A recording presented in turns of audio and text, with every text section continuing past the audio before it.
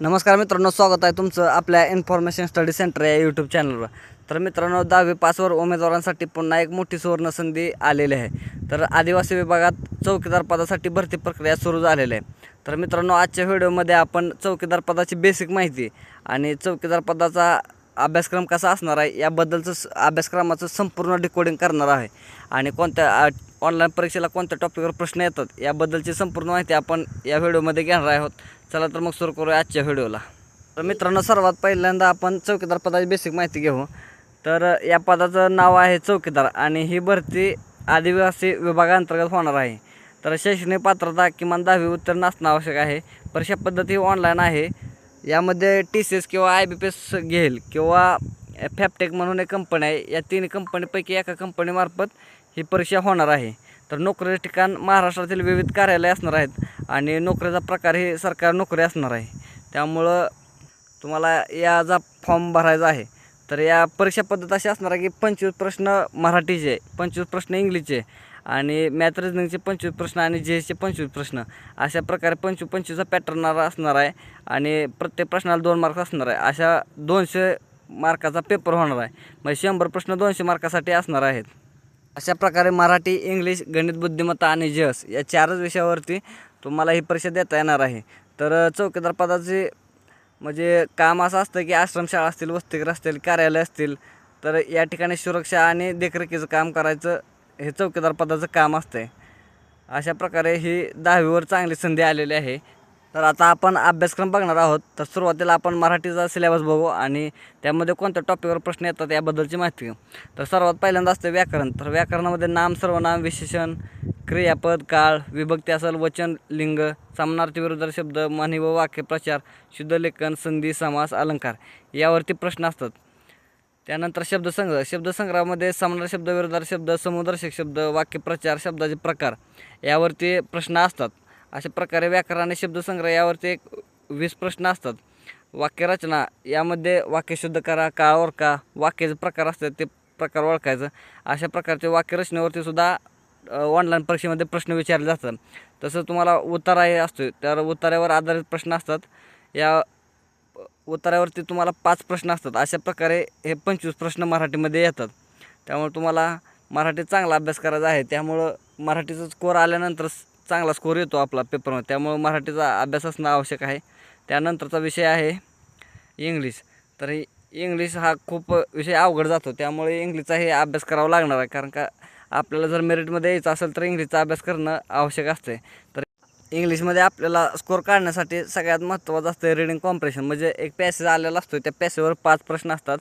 तर त्या 5 प्रश्न तुम्हाला सोडवणं आवश्यक आहेत. म्हणजे आपले 10 मार्क या ठिकाणी फिक्स होतात. त्यानंतर दुसरा विषय आहे क्लोज टेस्ट. आता मग क्लोज टेस्टमध्ये असं वाक्य दिलेलं असतं, त्या वाक्यामध्ये शब्द भरायचा असतो. अशा प्रकारे क्लोज टेस्टसुद्धा 2-3 प्रश्न येतात. त्यामुळं हे आपल्याला महत्त्वाचं असणार आहे. पुन्हा एरर डिटेक्शनवर प्रश्न असतात. म्हणजे कुठं आपल्याला वाक्याचे 4 भाग केलेले असतात आणि त्या ठिकाणी कुठला पर्याय चुकीचा आहे, म्हणजे जिथं एरर आहे तो पर्याय निवडायचा असतो. त्यानंतर असतं सेंटेन्स इम्प्रूव्हमेंट. पुन्हा फिल इन द ब्लँक्सवर सुद्धा प्रश्न असतात आणि पॅराजंबल, म्हणजे आपल्याला वाक्य दिलेले असतात ते योग्य क्रमाने लावायचे असतात. अशा प्रकारे पॅराजंबलवर सुद्धा 2-3 प्रश्न असतात.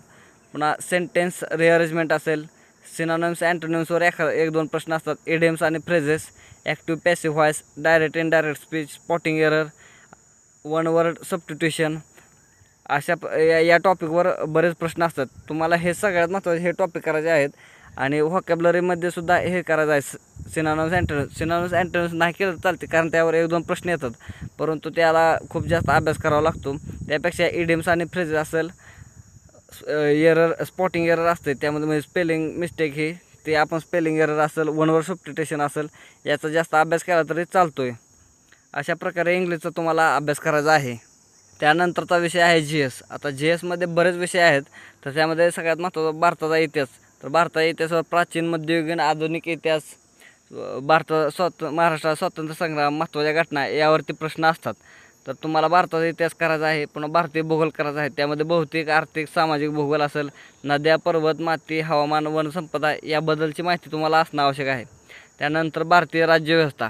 भारतीय राज्यव्यवस्थेमध्ये संसद, राष्ट्रपती, पंतप्रधान, मुख्यमंत्री, न्यायपालिका, म्हणजे सुप्रीम कोर्ट असेल, हायकोर्ट असेल, याबद्दलची माहिती तुम्हाला असणं आवश्यक आहे.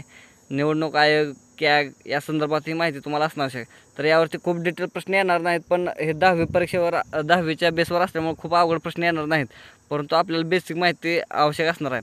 त्यानंतर जागतिक भूगोल असेल, त्यामध्ये खंड, महासागर, देश असतील, त्यांची राजधानी असेल, त्यांचं चलन असेल, आंतरराष्ट्रीय संस्था याबद्दलची माहिती असणं आपल्याला आवश्यक आहे. पुन्हा सामान्य विषय म्हणजे बाकीचं सन्मान असतील, लेखक पुस्तके असतील, त्यांची महत्त्वाच्या योजना असतील, दिनविषय असेल, याबद्दलची तुम्हाला माहिती असणं आवश्यक असणार आहे. त्यानंतरचा विषय आहे अर्थव्यवस्था. तर अर्थव्यवस्थेमध्ये अर्थव्यवस्थेची वैशिष्ट्ये, त्याची बेसिक माहिती, बँकिंग व्यवस्था, वित्त आयोग, चलनविषयक धोरणं याबद्दलची माहिती तुम्हाला असणं आवश्यक असणार आहे.